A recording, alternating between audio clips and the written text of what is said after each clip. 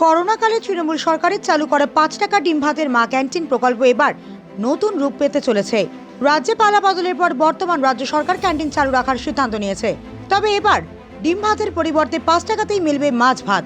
এ প্রসঙ্গে রাজ্যের মন্ত্রী দিলীপ ঘোষ বলেন, ডিম ভাত যেটা ৫ টাকায় ছিল সেটা চালু থাকবে, তার সঙ্গে মাছও মেনুতে যুক্ত হবে। তার গুণগত মান ঠিকঠাক করা হবে যাতে লোকজন খেতে পারেন। আরও বেশি জায়গা করা যায় কিনা, এটি গরিব মানুষের জন্য ব্যবস্থা আছে, সেটাকে ঠিকঠাক করা। একদিন ডিম ভাত যেটা ৫ টাকায় ছিল ওটা চালু থাকবে, তার সঙ্গে মাছকেও ইন্ট্রোডিউস করা হবে আর একটু তার কোয়ালিটি ঠিকঠাক করা হবে যাতে লোক খেতে পায়। একটু কোয়ান্টিটি বাড়ানো হবে, আরও বেশি জায়গায় করা যায় কিনা, এটা গরিব মানুষদের জন্য ব্যবস্থা আছে, সেটাকে ঠিকঠাক করা। এরই সঙ্গে দিলীপ ঘোষ সাংবাদিকদের প্রশ্নের উত্তরে বলেন, মুখ্যমন্ত্রী বলে দিয়েছেন যত তাড়াতাড়ি সম্ভব ওটা চালু হয়ে যাবে। ও সঙ্গে সঙ্গে লাগু হয়ে গেছে, সিএম বলে দিয়েছেন যত তাড়াতাড়ি সম্ভব ওটা চালু হয়ে যাবে। তার কাছে প্রশ্ন যায়, এর দাম কি ৫ টাকাই থাকবে?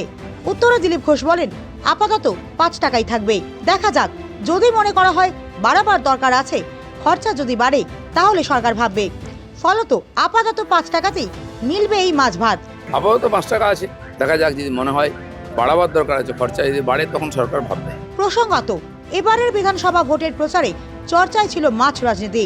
তৃণমূল নেত্রী ভোট প্রচারে গিয়ে বারবার বলেছেন, বিজেপি জয়ী হলে বাঙালির মাছ মাংস খাওয়ার ওপর সরাসরি কোপ পড়বে। তৃণমূলের এই প্রচার রুখতে কোমর বেঁধে নেমেছিল বিজেপিও।